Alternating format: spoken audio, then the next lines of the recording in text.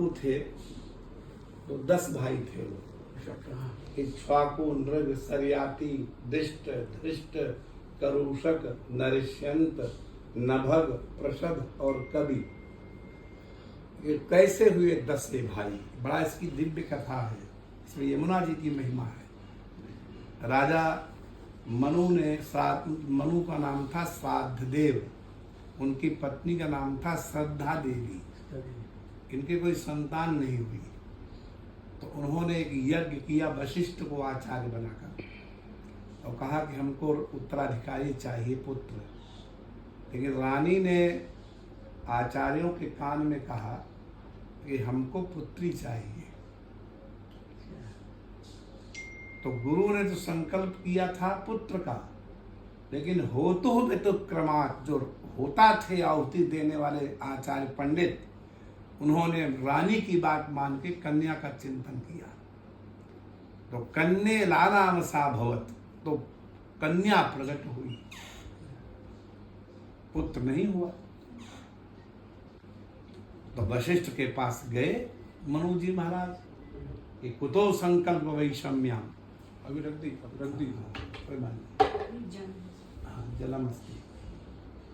आपके संकल्प, आप जैसे ऋषि के संकल्प में और ये विषमता, ये कैसे?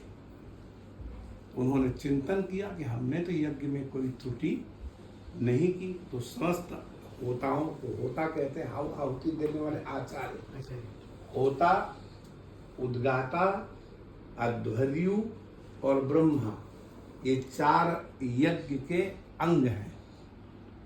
और ये सब चारों जो हैं यज्ञ की दिशाओं में बैठते हैं। एक एक कहीं यज्ञशाला आप देखेंगे, हर यज्ञशाला में 4 द्वार होते हैं।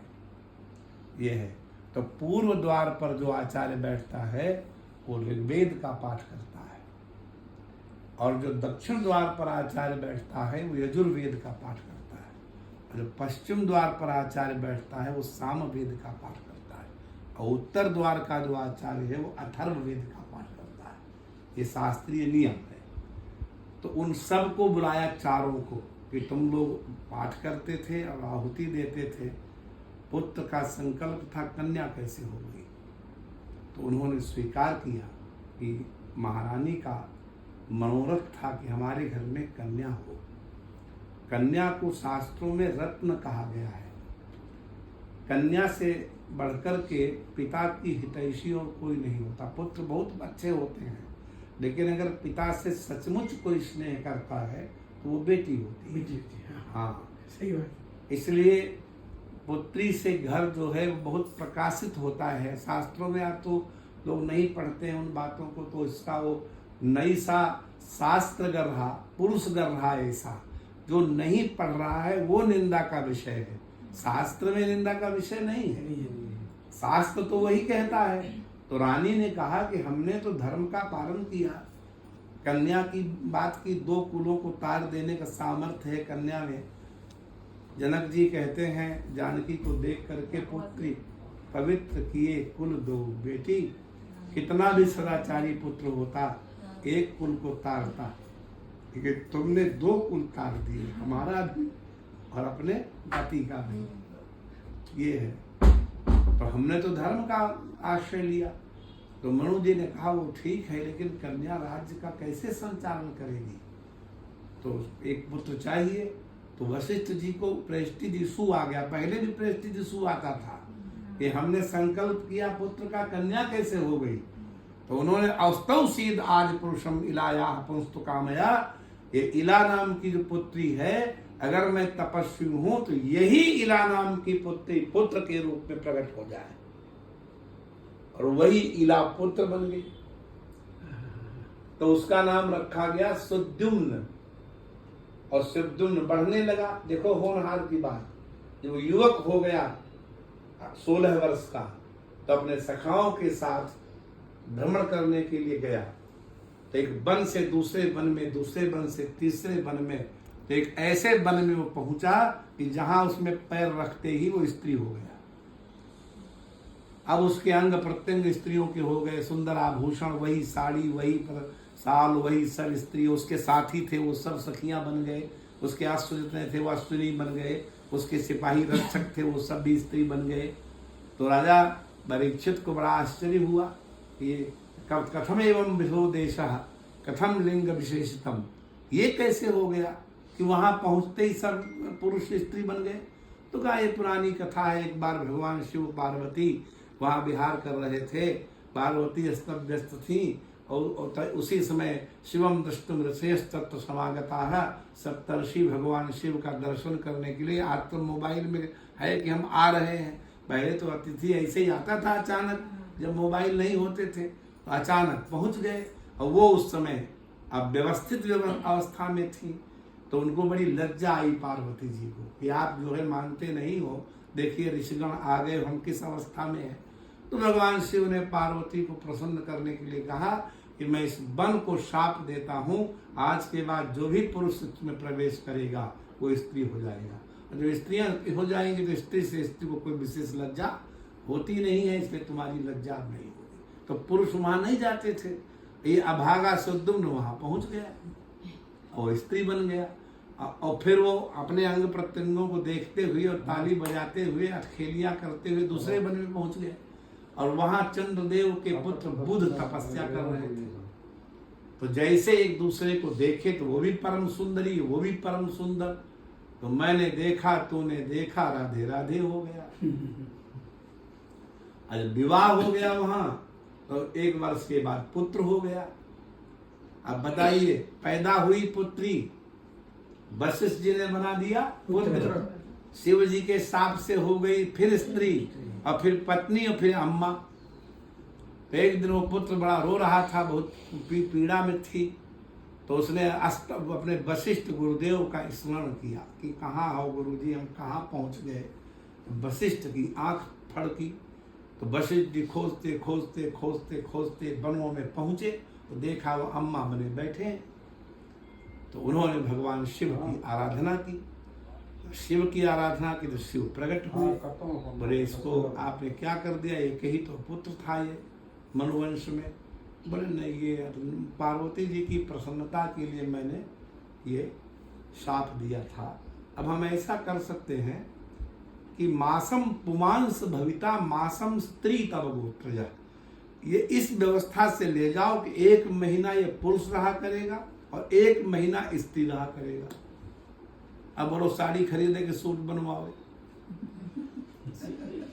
समस्या है कि नहीं? बड़ी समस्या है। तो ये जीवन उसका बड़ा दुखदायी हो गया। जब पुरुष रहे तो राज्यसभा में बैठे, और जब नारी हो जाए तो अंतःपुर में रहे, तो उसके प्रजा और मंत्री सब उसका उपहास करने लगे। तब उसने मनु जी से कहा कि हमको आप जो राज्यांश देना चाहते हो वो दे दीजिए, हमको इस जीवन से ग्लानि है। तो उन्होंने एक टुकड़ा उसको दे दिया। तो वो जो पुत्र पैदा हुआ था वन में बुध से, पुरुरवा नाम था उसका, उसको उन्होंने उत्सर्ज पूर्व से राजम और फिर जगाम तप से वनम, वो वन को चला गया। मनुवंश फिर खत्म हो गया। तब मनु जी ने पूछा वशिष्ठ जी से कि हम कैसे कुल चलाएं। तो कहा तुमको सचमुच कुल चलाना है तो यमुना की आराधना करो। ये कथा है वहां, यमुना जी की आराधना करो। हाँ, क्योंकि कर्म कथा रविनंदनी बरनी, कोई भी अनुष्ठान वृंदावन में इतनी जल्दी फल देता है उतना अन्य जगह नहीं देता। इसे ध्रुव जी को अत्यंत दुखी देखा जब देवर्षि नारद ने, तो उन्होंने कहा कि तुम अगर सचमुच भगवत प्राप्ति करना चाहते हो तो तत्तात गच्छ भद्रम ते यमुनायास्तकं शुचि, तुम यमुना के किनारे जाओ। तो ध्रुव जी ने प्रश्न किया है वहां, यमुना तो यमुनोत्री से लेके प्रयाग तक है, हम कहाँ जाएं? तो कहा पुण्यम मधुबनम यत्र सानिध्यम नित्यदा हरे है। अब देखिए सतयुग की कथा है, कृष्णावतार नहीं हुआ था, लेकिन नारद जी कहते हैं वह यमुना का जो तट है मधुबन, वहां श्री कृष्ण का नित्य सानिध्य है, इसलिए तुम यमुना किनारे जाओ। तो रिकॉर्ड है 5 महीने में केवल भगवत दर्शन ध्रुव जी को हो गया। और यमुना की आराधना की जब मनु जी ने, तो उनके फिर 10 पुत्र हुए। देखो 10 पुत्रों में वही है इक्ष्वाकु, नृग, सरियाती, दिष्ट, धृष्ट, करूषक, नरिष्यंत, प्रसद, नभ, कवि, ये उनके पुत्रों के नाम है। इसे तुलसी कहते हैं कि भक्ति की सिद्धि करनी हो तो गंगा का आश्रय लो, और ज्ञान की सिद्धि करनी हो, तीनों मार्ग हैं, तो सरस्वती का आश्रय लो, और जीवन में सुख चाहते हो, संपत्ति चाहते हो, लड़के बच्चे चाहते हो, तो यमुना का आश्रय लो। कर्म कथा रविनंदन भरनी, इसलिए राम भगत जहां सुरसरी धारा, भक्ति क्या है? गंगा की, और सरसई ब्रह्म विचार प्रचार। सरसई माने सरस्वती, वो ब्रह्म ज्ञान है, लेकिन विधि निषेधमय कलिमल हरणी। अब शास्त्रों में आप जाइए, वेदों में तो दो ही बात मिलेंगी, ये कर लो और ये न करो। सत्यम बद, ये क्या है? विधि। विधि माने करने कह रहा, आदेश। धर्मम चर, और फिर निषेध है, दिवा मा स्वापसी ही, दिन में मत सो, ये निषेध होगा। स्वाध्यायान मा प्रमदः, स्वाध्याय से प्रमाद मत करो। तो दो ही बात कह पाएगा वेद, या तो कहेगा ये कर लो, या कहेगा ये न कर लो, तीसरा कोई मार्ग। तो ये दोनों मार्ग जहां प्रतिष्ठित हैं वो भगवती यमुना है। विधि निषेधमय, देखिए क्या पंक्ति है, विधि माने कर लो और निषेध माने न करो। तो यमुना कौन है? विधि निषेधमय, वेद का सारा अर्थ द्रवित होकर के यमुना के रूप में बैठा। विधि निषेधमय कलिमल हरणी, कर्म कथा रविनंदन वरणी। ये रविनंदन है, रवि तनया है, सूर्य की पुत्री है ना। सूर्य के 8 लड़के बच्चे हैं, सुने हो कथा कि नहीं? कितने लड़के बच्चे हैं? 8। कौन कौन? पूरा नाम याद नहीं, पर यमुना जी, यम और शनि और वो। हाँ, तो सूर्य की 3 पत्नियां हैं। हाँ, एक छाया पत्नी है, एक छाया था। हाँ, तो पहली संज्ञा है, संध्या। हाँ, दूसरी छाया है, हाँ। और तीसरी बड़वा है। तो संज्ञा के 3 संतान हुए, यमराज, यमुना महारानी और श्राद्ध देव, एक लड़का। और छाया की भी 3 संतानें हुई, एक बिटिया हुई तप्ती नाम की कन्या। तापी जी। हाँ, और एक तो उसको ताप्ती कहते हैं, आज यहाँ ताप्ती। हाँ, वो ताप्ती यमुना जी बहन है। हाँ, यमुना की बहन है, सौतेली। अच्छा, और दूसरी जो है उनके एक पुत्र हुआ शनैश्चर, और तीसरा एक पुत्र हुआ उनके शनि जी। हाँ, तो नहीं, तो ये किसकी कथा है बिटिया? 2 माताओं के 2 पुत्र हैं, एक के यमराज और एक के शनैश्चर। तो अब जो है वो दोनों में लड़ाई हो गई, बॉल खेल रहे होंगे, तो यमराज के पास रहता है डंडा। मारा डंडा तो टांग गई टूट। किसकी? अब टांग टूट गई, तो जिस माता के पुत्र की टांग कोई तोड़ेगा, वो चाहे सगाई पुत्र हो, गुस्सा नहीं आएगा? तो उसने यूं हाथ में जल लिया श्राप देने के, वो बस श्राप देना ही चाहती तो सूर्य आ गए। उन्होंने कहा, अरे तो इसकी माता नहीं हो सकती, माता कभी अपने पुत्र को श्राप नहीं देती, बोल तू कौन है? तो उसने कहा, मैं डुप्लीकेट हूँ। संज्ञा की डुप्लीकेट है छाया, समझे? तो जो तो शनै माने होता है धीरे, शनै माने धीरे, तो शनैश्चर माने धीरे धीरे, स्लोली। माने जितना रास्ता चंद्रमा 2.5 दिन में पार करता है, सूर्य 1 महीने में पार करता है, बृहस्पति जो है पार करता है क्या नाम 1 वर्ष में, उतना रास्ता शनिश्चर 2.5 साल में पार करता है। और शनिश्चर के तीसरी और 9वीं राशि को देखता है यूं, तो जो जब जिस राशि पर शनिश्चर होगा उसकी तीसरी और 9वीं राशि पर भी दृष्टि पड़ेगी, इसलिए साढ़साती कहा जाता है, 3 राशियों को कवर करता है। अच्छा, जिन लोगों को ये लगता है कि शनिश्चर जो है हमेशा प्रतिकूल होता है, उन्होंने कोई गुरु का आश्रय नहीं लिया। शनिश्चर राजा बना देता है। बड़े बड़े लोग, अच्छे अच्छे लोग, तो शनिश्चर हमारे ऊपर 3 बार साढ़साती आई, और 1 बार हमने यूनिवर्सिटी टॉप किया साढ़साती में, 1 बार हमने नेट किया, और 1 बार में हम डिग्री कॉलेज में प्रोफेसर बने, 3 बार साढ़साती में, क्योंकि हम हनुमान जी की आराधना करते थे, और हनुमान जी का है शनिश्चर चेला, समझे? तो जो हनुमत भक्त होगा उस पर शनिदेव की कृपा जरूर होगी, निश्चित बात है। फिर उन्होंने छाया जी के 3 है, तपती, और एक सावर्णी नाम का पुत्र है, और शनिश्चर। और वो जो संज्ञा थी वो सूर्य के तेज को सह नहीं पाई, तो मंदराचल की द्रोणी में घोड़ी बन करके चल रही थी, तो उन्होंने पूछा जब तुम डुप्लीकेट हो तो ओरिजिनल कहाँ है?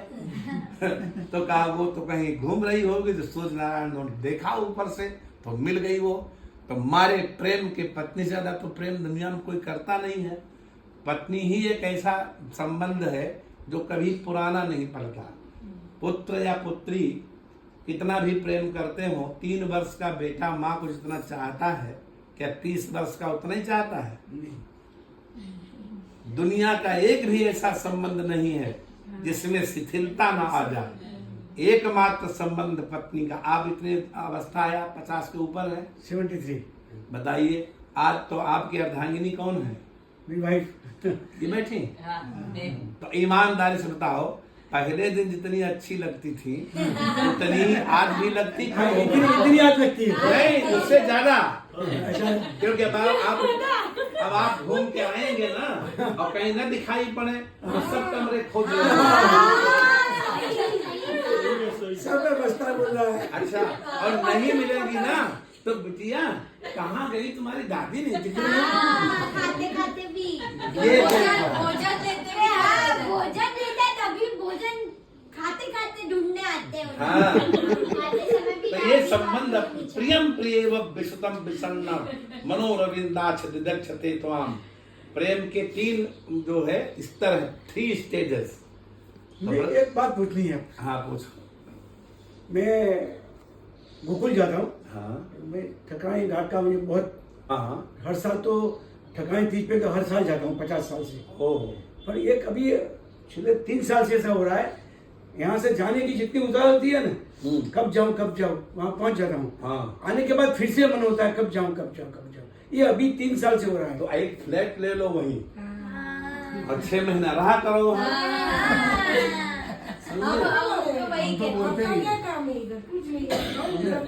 और वहीं हमको बुला लिया करो, आप कथा सुनाया करेंगे भागवत जी की। आप वृंदावन भी रास्ते हो? हाँ, वृंदावन। अच्छा। हाँ, वैसे कथाओं के संदर्भ में यात्राएं चलती रहती हैं। अभी हम जाके आए वृंदावन। हाँ, गत वर्ष यहाँ भी हुई थी, भैया ने कथा। हित प्रबंधन जी को मिल के आया मैं ऐसे। किससे? हित प्रबंधन जी। हाँ ठीक है। अपॉइंटमेंट मिल गई थी। आजकल हित प्रेमानंदी चढ़े सब। रूप मिले थे। अभी क्लाइमेक्स पे है, धीरे धीरे उतरेगा रंग। क्योंकि एक नियम है, जो चीज जितनी जल्दी चढ़ती है, हमें अपना गुटखा दे दो तो हंसने लगे, फिर नहीं दे पाए तुरंत, अब सोच रहे हैं शायद दें कि न दें। तो बड़ा कठिन है ये। तो पान कभी पुराना, अच्छा, और भारतीय कथा और भगवान की कथा कभी पुरानी नहीं। और इष्टम मित्रम अनुकूल मित्र और प्रिया भार्या और अनुकूल पत्नी नूतनानि दिने दिने प्रतिदिन नए। ये पुराने नहीं पढ़ते, ये महाभारत का श्लोक करके प्राप्त नहीं होंगी। भगवान से प्रेम करने के कई तरीके हैं। गोपियों ने कामना से भगवान को भजा और दुर्योधन आदि ने, शिशुपाल आदि ने द्वेष करके भजा। हाँ, और कंस डर करके भजा। हरदम क माने कोई कबूतर भी कहे तो कंस उतर जाता था। हाँ, काला रंग भी उसको पसंद नहीं था, इतना डरता था, समझे। और संबंधाद वृष्णया, लेकिन यदुवंशियों ने संबंध बनाए। हमारे चाचा हैं, ये हमारे भाई हैं, ये हमारे मौसा हैं। और स्नेहाद यूयम, हे पांडवों, हे परीक्षित, तुम लोगों ने प्रेम से भजा। और भक्त्या वयम, और हम, नारद जी कहते हैं, हम जैसे लोगों ने भगवान को अपना भगवान मान करके भजा। किसी तरह भजना चाहिए। क्या? तुलसी अपने राम को रीझ भजो चाहे खीज, उल्टो सीधो जमे गो खेत पलेते बीज। जब किसान बोता है तो थोड़ा ध्यान रखता है इसका मुंह ऊपर है कि नीचे, लेकिन वो जमता जरूर है। ऐसे ही भगवत भजन कभी मिथ्या नहीं जाता। ये है। तो आप लोगों का दर्शन हुआ, बहुत अच्छा लगा।